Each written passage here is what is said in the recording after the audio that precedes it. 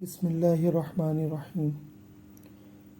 मेरी वीडियोस को देखने वाले भाइयों और बहनों अस्सलाम वालेकुम। मेरी वीडियोस को लाइक करें, शेयर करें और सब्सक्राइब करें। साथ ही बेल आइकॉन के बटन पर क्लिक करें ताकि आपको मेरी नई वीडियोस मिलती रहे। हज़रत सालेह अलैहिस्सलाम अल्लाह की जानिब से भेजे हुए नबी थे। आप कौम समूद की तरफ भेजे गए। आप नेक कामों की तरफ बुलाते और बुरे कामों से रोकते थे। कौम समूद गुनाहों में मुब्तला थी। कौम समूद के लोग आपस में एक दूसरे पर जुल्म करते थे। सालेह अलैहिस्सलाम ने अपनी कौम से कहा कि क्या तुम्हें कौम आद के बारे में मालूम नहीं है? इनका अंजाम किस तरह इबरतनाक हुआ और अल्लाह ने किस तरह इन्हें सज़ा दी। कौम समूद का ख़ास पेशा भेड़ बकरियों की परवरिश और तिजारत थी। कौम समूद दौलत से मालामाल थी और जिस्मानी तौर पर बहुत ताकतवर थी। इस कौम की अखलाक़ी हालत अच्छी नहीं थी। ज़रा सी बात पर लड़ मरने के लिए तैयार रहते थे। बेगुनाह लोगों को कत्ल करते थे। कमज़ोरों का माल हज़म करते थे। कमज़ोरों पर जुल्म ढाते थे। बुतों की पूजा करते थे। इस कौम को राह रास्त पर लाने के लिए अल्लाह ने हज़रत सालेह अलैहिस्सलाम को नबी बनाकर भेजा। हज़रत सालेह अलैहिस्सलाम इनसे कहा करते थे कि ए कौम, अल्लाह ताला की बंदगी करो, इसके सिवा कोई हकीकी माबूद नहीं। अल्लाह ने मुझे पैगंबर बनाकर भेजा है ताकि तुम्हें अल्लाह के अज़ाब से डराऊं। लोग इनसे कहते, हमारे पास दौलत भी है, क़ुव्वत भी है और इज़्ज़त भी। अगर अल्लाह को नबी बनाना मंजूर होता तो हम जैसों को नबी बनाता। अगर अल्लाह हमसे नाराज़ होता तो हमारे खेतों को उजाड़ देता, हमें रहने के लिए आलीशान मकान नहीं देता।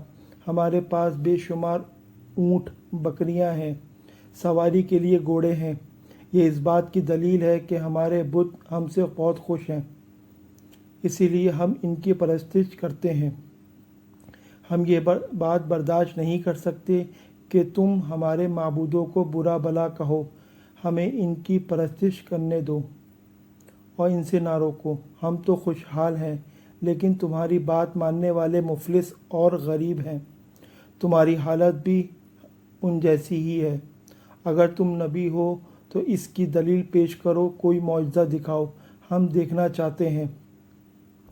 हज़रत सालेह अलैहिस्सलाम ने इनकी इस किस्म की बातों पर कहते, तुम ही बताओ तुम क्या मौजज़ा देखना चाहते हो।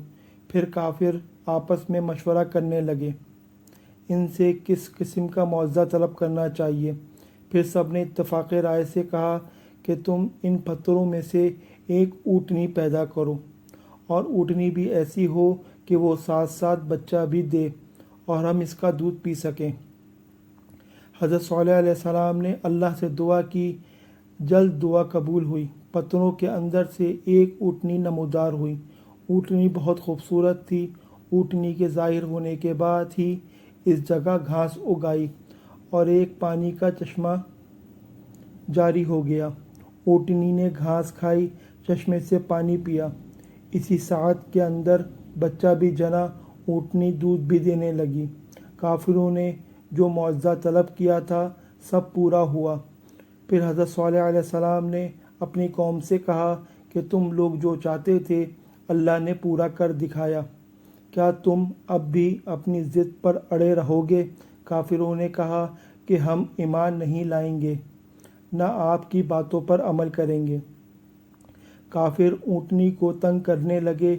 ऊँटनी जब प्यास से तड़पती और कुएं के पास जाती तो इसे पानी नहीं देते थे। बाद में ऊँटनी को मारने लगे। इसका चलना फिरना दोबर कर दिया। वो अजियत के मारे कराती रहती, लेकिन काफिरों को रहम नहीं आया। हज़रत सालेह अलैहिस्सलाम इनसे कहते कि ऊँटनी को अजियत ना पहुँचाओ, इसे चरने दो, जहाँ जाना चाहती है जाने दो। वो अगर पानी पीना चाहती है तो इसे प्यासा ना रखो। एक दिन ऊँटनी चश्मे से पानी पीने गई तो और दूसरे रोज़ तुम और तुम्हारे जानवर पिएंगे। इस तरह रोज़ाना के मामूल में कोई फ़र्क ना आया। तुम अल्लाह से डरो और इसी की इबादत करो। तुम जो कुछ खाते पीते हो वो सब कुछ अल्लाह ही देता है।